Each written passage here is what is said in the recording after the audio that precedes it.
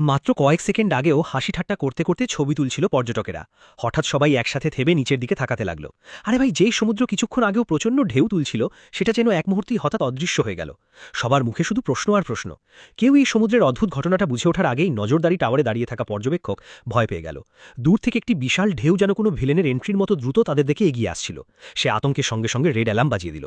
সেই তীব্র শব্দটা ঠিক স্কুলের ঘণ্টার মতো মুহূর্তের মধ্যেই পুরো সমুদ্র সৈকতকে আতঙ্ক আর দৌড়ঝাঁপে ভরে দিল। তখনই পর্যটকেরা বুঝতে পারল, সমুদ্র আসলে এক বিশাল হামলা, সুনামি তৈরি করছিল। সবাই প্রাণ বাঁচাতে দৌড়াতে শুরু করল। কিন্তু মানুষের দুই পাখি আর সুনামির চেয়ে দ্রুত দৌড়াতে পারে? বিশাল ঢেউ এক আঘাতেই সবকিছু গিলে ফেলল এবং ফেরিস হুইলকে এমনভাবে ধাক্কা দিল যেন সেটা কোনো ঘূর্ণায়মান লাটিম। পুরো দৃশ্যটা অবাস্তব আর ভয়ঙ্কর লাগছিল। ছুটি কাটাতে আসা এক ফায়ার ফাইটার তখন পুরোপুরি সিরিয়াস হয়ে গেল এবং নিজের ভাতিজাকে কোলে তুলে দৌড়াতে লাগল। তার মাথায় তখন একটাই চিন্তা, কোনোভাবে নিরাপদ জায়গায় পৌঁছানো। ভাগ্যক্রমে সমুদ্রের পাশে কয়েকটি ভেন্ডিং ভ্যান দাঁড়িয়েছিল। সে দ্রুত ভাতিজাকে একটি গাড়ির ভেতরে বসিয়ে নিজেও ঢেউ আসা ঠিক আগ মুহূর্তে তাতে লাফিয়ে উঠল।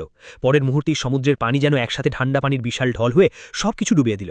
ভ্যানটি পানির মধ্যে এমনভাবে ছিটকে ঘুরতে লাগলো যেন ওয়াশিং মেশিনে ঘুরতে থাকা একটি মোজা। অনেকক্ষণ লড়াই করার পর সে কোনোভাবে ওপরে উঠতে পারল। তখনই দূরে সে নিজের ভাতিজাকে দেখতে পেল যে একটি বৈদ্যুতিক খুঁটি শক্ত করে ধরেছিল। সে সঙ্গে সঙ্গে পুরো শক্তি দিয়ে তার দিকে সাঁতার কাটতে লাগল। কিন্তু ঠিক যখন সে কাছে পৌঁছতে যাচ্ছিল, তখনই আরেকটি বিশাল ঢেউ তাকে আবার পেছনে ঠেলে দিল। তার মনে ভয় ঢুকে গেল যে এবার হয়তো বিচ্ছিন্ন হয়ে যাওয়ার সময় এসে গেছে। কয়েক সেকেন্ড পর ভাতিজার শক্তি ফুরিয়ে গেল এবং তার হাত ছেড়ে গেল। তখন সে দ্রুত পানির নিচে ডুব দিয়ে ভেসে যাওয়া ভাতিজাকে ধরে ফেলল। দুজনেই প্রবল স্রোতের সঙ্গে ভেসে যেতে লাগল। তারপর কোনোভাবে সে ভাতিজাকে একটি গাড়ির ছাদের ওপর তুলে দিল। এরপর নিজের সমস্ত শক্তি দিয়ে সেও হাঁপাতে হাঁপাতে ওপরে উঠে গেল।